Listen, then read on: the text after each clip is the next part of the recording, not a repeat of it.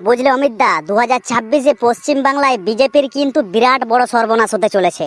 বিধানসভা ভোটের জন্য পশ্চিম বাংলায় যে সমস্ত বিজেপি প্রার্থীর নাম তালিকা প্রকাশ করা হয়েছে তার মধ্যে অধিকাংশই নাকি ভুলভাল প্রকাশ করা হয়েছে। উদাহরণস্বরূপ যদি বলা যায়, মাননীয়া রেখা পাত্র যিনি সন্দেশখালীর প্রার্থী হিসাবে নির্বাচিত হয়েছেন, কিন্তু বর্তমানে সন্দেশখালীর যারা দীর্ঘদিনের বাসিন্দা, যারা বিজেপির নিজস্ব কর্মী, তারা বিজেপির ঝান্ডা হাতে নিয়ে রাস্তায় নেমে পড়েছে।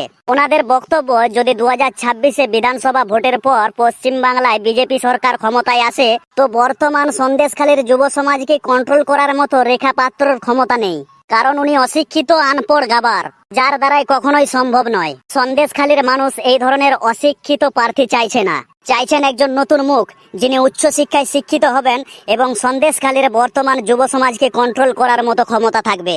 বলি, হ্যাঁ গো অমিত দা, বিজেপির সবাই কি চুল্লু মাতাল আর গাঁজাখোর? প্রার্থী তালিকাটাও ঠিক মতো প্রকাশ করতে পারলো না। সালারা এমন প্রার্থী তালিকা প্রকাশ করেছে, বিজেপির নিজস্ব কর্মীদেরই তাদের প্রার্থী পছন্দ নয়। বুঝলে অমিত দা, আশা খুব কম। শুধুমাত্র সন্দেশখালীতেও নয়, এই সেম টু সেম একই ঘটনা কিন্তু খড়গপুরেতেও ঘটেছে। যারা বিজেপির নিজস্ব কর্মী, তারাই আবার প্রার্থী পছন্দ না হওয়ার জন্য বিজেপির ঝান্ডা কাঁধে বয়ে গিয়ে নিয়ে বিজেপির কার্যালয় পুরো ভেঙে গুড়িয়ে দিয়েছে। লে, এবার কি করবি কর, এটাই দেখার বাকি ছিল।